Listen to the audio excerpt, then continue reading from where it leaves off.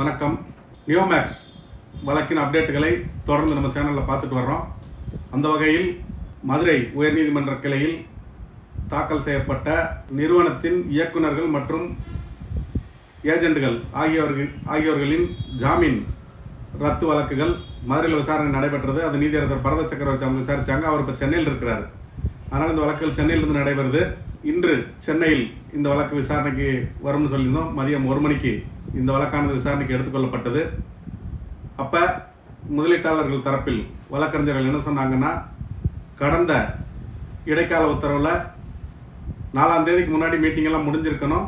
அந்த மீட்டிங்கில் standard operating procedure என்ன மாதிரி செய்யணும், எந்த மாதிரி வேல்யூ பண்ணணும் அப்படின்றது SOP அதை ஃபிக்ஸ் பண்ணிவிட்டு அப்புறம் அந்த வேலையை நடத்தணும்னு சொல்லியிருந்தோம். இது வரைக்கும் மீட்டிங் எதுவுமே நடக்கலைன்னு சொல்லியிருந்தாங்க. அதற்கு அரசு தரப்பில் ஆஜரான அடிஷனல் பப்ளிக் ப்ராசிக்யூட்டர், தமிழக அரசின் கூடுதல் குற்றவியல் துறை வழக்கறிஞர் திரு முனியப்பராஜ் அவர்கள் என்ன சொன்னாங்கன்னா, இவங்களுக்கெல்லாம் சம்பளம் கொடுக்கல, சேலரி கொடுக்கல, அதை எப்படி கொடுக்குறதுன்னு தெரியல, அது கொடுத்தாதான் நம்ம அந்த வேலையை ஆரம்பிக்க முடியும் அப்படின்ற மாதிரி சொன்னார். 16 மாவட்டங்களில் சொத்துக்கள் இருக்குது. அதனால் ஒரு மாவட்டத்துக்கு 1 லட்சம், அதனால் மினிமம் ஒரு 16 லட்சம் அவங்களுக்கு கொடுக்கணும் அப்படின்னு சொன்னாங்க. அப்போ அது எப்படி கொடுக்கறது, யார் கொடுக்கறது அப்படிங்கும்போது ஏற்கனவே 10 கோடி ரூபா செக்யூரிட்டி டெபாசிட்டில் இந்த வழக்கின் குற்ற எண், இந்த வழக்கோட FIR அக்கௌண்ட்டில் டேன்பிட் கோர்ட்டில் இருக்குது, அதை ரிலீஸ் பண்ணிடலான்னு சொன்னாங்க. நிறுவன தரப்பில் ஆஜரான வழக்கறிஞர் எங்கள் சொத்துக்கள் எல்லாம் முடக்கப்பட்டிருக்குது, அக்கௌண்ட் எல்லாம் முடக்கப்பட்டிருக்குது, அதனால் அதில் இருக்கிற பணத்தை எடுத்து கொடுத்துருங்க அப்படின்ற மாதிரி சொன்னாங்க.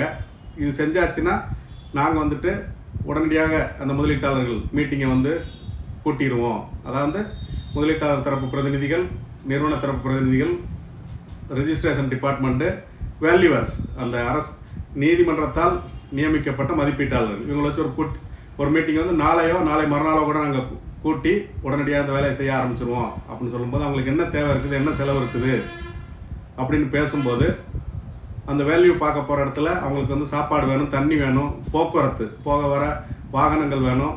சில இடங்களில் பெரிய ஏரியாவாக இருந்ததுன்னா, பல 100 கணக்கான ஏக்கர்கள் இடம் அதெல்லாம் இருந்ததுன்னா ட்ரோன் எடுக்கணும், ட்ரோன் மூலமாக தான் அதை பார்க்கணும். சில இடங்கள் இடத்துக்கு போனால் தான் தெரியும், அங்கே சில கல் இருக்கும், பாறை, இது மாதிரிலாம் இருக்கும், அது லேபர் வேலைக்கு ஆட்களை கூப்பிட வேண்டியிருக்கும்.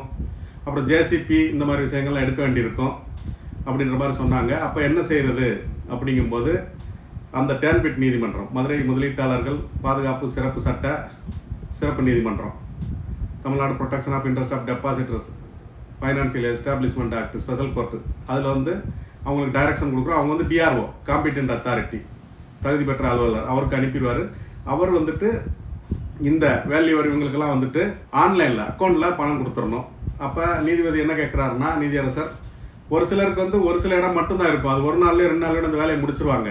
அப்படின்னா அவங்களுக்கு இடைக்கால பணம் எதுவும் தேவையில்லை, வேலையை முடிச்சுட்டு மொத்தமாக கூட அவங்க வாங்கிக்கலாம்.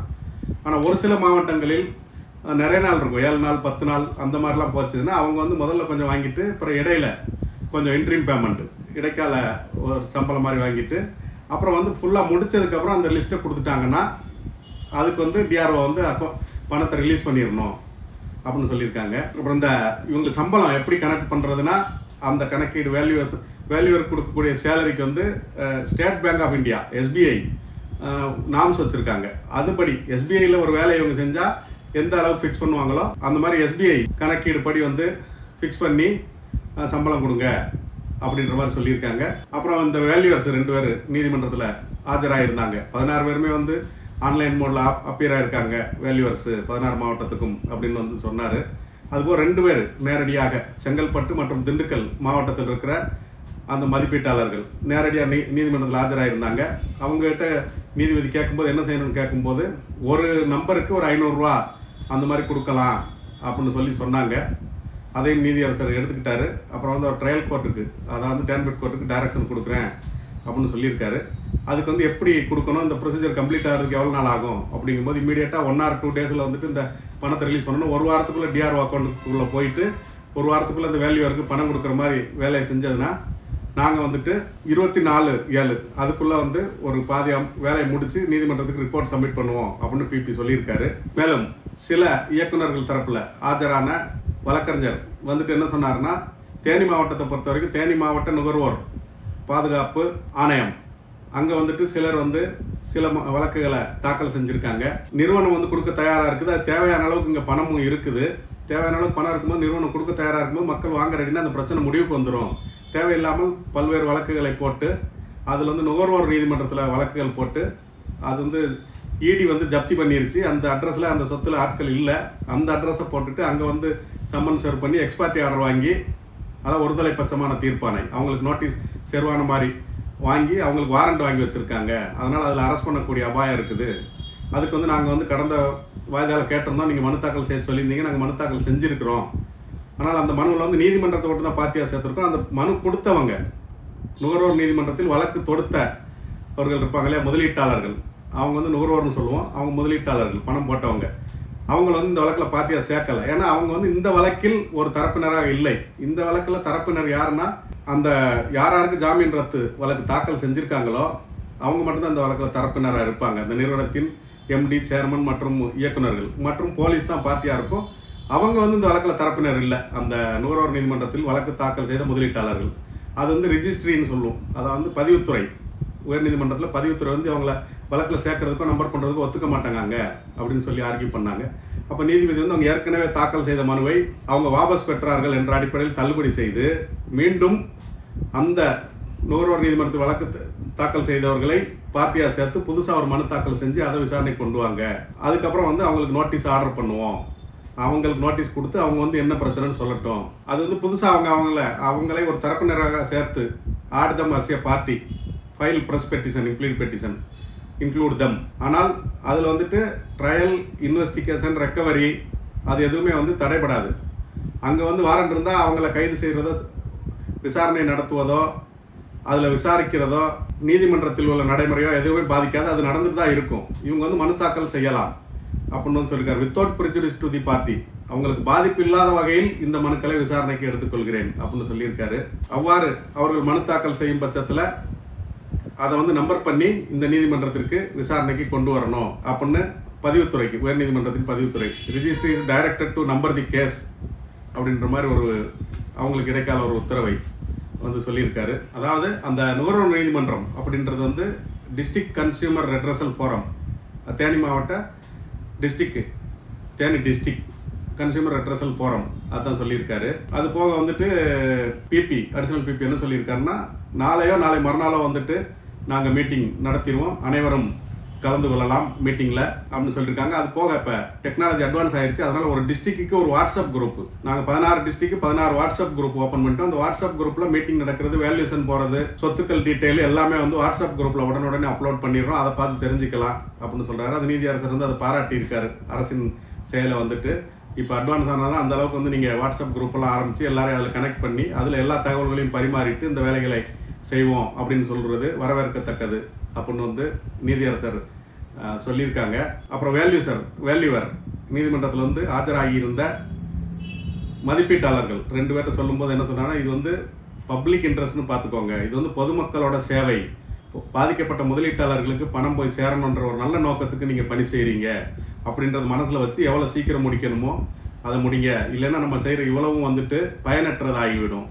நல்ல வழியில் செஞ்சு முடிக்கலன்னா இவ்வளவும் பயனற்றதாகிவிடும். மக்களுக்கு வந்துட்டு முதலீட்டாளர்களுக்கு பணம் கிடைக்காம போயிடும். நீங்கள் முதல்ல எல்லாத்தையும் வேல்யூ முடித்து ரிப்போர்ட்டை கொடுங்க. எவ்வளோ பணம் இருக்குது, எவ்வளவு நீங்கள் கொடுத்த வேல்யூ, எவ்வளோ சொத்துக்கள், இதெல்லாம் வச்சு மக்களுக்கு எப்படி கொடுக்குறதுன்றத இந்த நீதிமன்றம் முடிவு செய்யும். அது குறையாக இருந்ததுன்னா அடுத்து எடுக்க வேண்டிய நடவடிக்கைகளை பற்றி வந்து நாம் முடிவெடுப்போம். அதாவது வேல்யூஷன் ஃபெயில்டு அப்படின்னா, பத்தலை அப்படின்னா அடுத்த நடவடிக்கைகளையும் நாம் முடிவெடுப்போம் என்ன செய்யணுன்றத அப்படின்னு நீதியரசர் தெரிவிச்சிருக்காரு. மேலும் இந்த வேலைகள்லாம் வந்து நடக்குதான்னு பார்க்கறதுக்கு மீண்டும் 16/7 அதாவது அடுத்த வாரம் வியாழக்கிழமை வாய்தா போட்டிருக்காரு. அதுக்குள்ளே வந்துட்டு இந்த பணமும் ரிலீஸ் ஆகணும், அவங்க மீட்டிங்கும் போடணும், வேலைகள் ஆரம்பிக்கணும். அது சம்மந்தமாக நான் பார்க்குறேன். அது மாதிரி அந்த ப்ராக்ரஸ் போகிறத, இந்த வேலைகள் நடைபெறுவதை, இந்த பணிகளின் முன்னேற்றத்தை வந்துட்டு 3 நாட்களுக்கு ஒரு முறை 4 நாட்களுக்கு ஒரு முறை நான் வாய்தா போட்டு பார்த்துட்டே இருக்கேன். அதனால் எல்லாரும் வந்துட்டு மதுரையிலிருந்து சென்னை வரைக்கும் வந்துட்டு இந்த கோர்ட்டுக்கு வரணும்னு அவசியம் இல்லை, அலைய வேண்டாம். நீங்கள் அங்கேருந்து வீடியோ மோடில் கூட அப்பீர் ஆகி உங்கள் விஷயத்தெல்லாம் தெரிவிச்சுக்கோங்க. ஆனால் 3 நாட்கள் 4 நாட்களுக்கு ஒரு முறை இந்த வழக்கின் விசாரணை தொடர்ந்து நடைபெறும் அப்படின்னு சொல்லியிருக்காரு. சொல்லிட்டு அடுத்து 16/7/2025 16/7/2025 அந்த டேட்டுக்கு வந்து வாய்தா போட்டிருக்காங்க. அப்புறம் வந்துட்டு அந்த பணம் ஆர்டர் போட்டாலும் டேன்பிட் கோர்ட்டு ஆர்டர் போட்டாலும் அது வந்து ட்ரெஷரியிலிருந்து ரிலீஸ் ஆகணும். அதாவது அரசு கருவூலம் அங்கேருந்து ரிலீஸ் ஆகணும். அந்த ஃபார்மாலிட்டிஸ் எல்லாம் கம்ப்ளைண்ட் பண்ணணும். ட்ரையல் கோர்ட்டில் எந்த மாதிரி பணத்தை ரிலீஸ் பண்ணுறீங்க என்ன டீட்டெயில்ன்றதை வந்து நான் எனது அலுவலக அதிகாரி, எனது பதிவுத்துறை அதிகாரி, அந்த ஹைகோர்ட்டில் இருக்கிற ரெஜிஸ்ட்ரி ஆஃபீஸர்கிட்ட கேட்டுட்டு அங்கே டேன்பிட் கோர்ட்டில் உள்ள கிளரிக்கல் ஆஃபீஸர்ஸ் அவங்ககிட்டையும் கேட்டு எப்படி ரிலீஸ் பண்ணணுன்றதை போடுறேன்.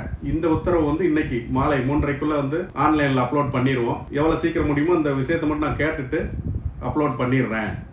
ஆர்டர் வந்து ஆன்லைனில் இன்னைக்கு சாயந்தரத்துக்குள்ளே வந்துடும் அப்படின்னு நீதியரசர் சொல்லியிருக்காரு. அந்த வேல்யூருக்கு நீட் அண்டு அட்வான்ஸ் பேமெண்ட் அப்படின்னு சொல்லியிருக்காங்க. அதாவது அவங்க தேவைக்கு மற்றும் முன் பணமாக வாங்கிட்டு இந்த வேலையெல்லாம் செய்யணும். சர்வே டிபார்ட்மெண்ட் வந்து கூட இருந்து ஒத்துழைப்பு கொடுத்து சர்வே டிபார்ட்மெண்ட் அவங்க வந்து அனைத்து வேலைகளையும் கூட இருந்து செய்யணும். தமிழக அரசின் சர்வே நில அளவுத்துறை அவங்களும் கூட இருந்து இந்த வேலையெல்லாம் பண்ணணும் அப்படின்னு சொல்லியிருக்காங்க. மக்களுக்கு முதலீட்டு பணம் மிக அதிவிரைவாகவும் வேகமாகவும் கிடைக்கணும் அப்படின்றதுல நீதியரசர் அவர்கள் வந்துட்டு மிகுந்த ஈடுபாட்டோடு இந்த உத்தரவுகள் எல்லாம் தொடர்ந்து பிறப்பிச்சிட்டு இருக்காரு. இந்த வழக்கான தொடர்ந்து 4 நாட்களுக்கு ஒரு முறை நடைபெறும் அப்படின்னு சொல்லியிருக்காங்க. அதன்படி வந்து மக்களுக்கு விரைவாக பணம் கிடைக்க வேண்டும் அப்படின்றதான் நம்மோட நோக்கமும். இதற்கு முன்னாடி வந்துட்டு நம்ம வாய்ஸ் ஆஃப் லா மற்றும் voice of law 2.0 voice of law 2.0 அந்த சேனல்களில் இதெல்லாம் நம்ம பார்த்துட்டு இருந்தோம் தொடர்ந்து. இப்போ வந்து அந்த ரெண்டுமே வந்து நம்ம ஏற்கனவே சொல்லியிருக்கிறோம். அதில் டெக்னிக்கல் ப்ராப்ளம், தொழில்நுட்ப கோளாறு, அந்த வீடியோ அப்லோட் பண்ணால் ஏறுறதுக்கு ரொம்ப லேட் ஆகுது. நம்ம வந்து 3 சேனல்லையும் ஏற்றுறோம். இப்போ legal voice, voice of law 2.0 3லையுமே ஒரே டைமில் தான் நான் இந்த வீடியோ ஏற்றுறேன். பட் இந்த இதில் வீடியோ வந்ததுக்கப்புறம் 2 மணி நேரம் 3 மணி நேரம் 4 மணி நேரத்துக்கு அப்புறம் தான் அதில் வீடியோ ஏறுது. அந்த மாதிரி சில அப்லோட் பிரச்சனை இருக்குது. இருந்தாலும் நீங்கள் இனிமேல் வந்து லீகல் வாய்ஸ் சேனலை வந்து சப்ஸ்கிரைப் பண்ணி வச்சுக்கோங்க. லைக் பண்ணுங்கள், ஷேர் பண்ணுங்கள். அந்த பெல் ஐக்கான் அதை வந்து கிளிக் பண்ணி வச்சுக்கோங்க. நியோமேக்ஸ் முதலீட்டாளர்கள் மற்றும் அது சம்மந்தப்பட்ட நண்பர்கள் அனைவருக்கும் வந்துட்டு இதை வாட்ஸ்அப் குரூப்பில் எல்லாம் ஷேர் பண்ணுங்கள். அப்போ தான் எல்லாருக்கும் விரைவாக இது போய் சேரும். மேலும் அடுத்து இந்த நாளை மறுநாள் நடக்கிற மீட்டிங் எல்லாத்தையுமே வந்து தொடர்ந்து நம்ம சேனலில் தருவோம். அதுவரை நம்ம சேனலோடு இணைந்திருங்கள். நன்றி, வணக்கம்.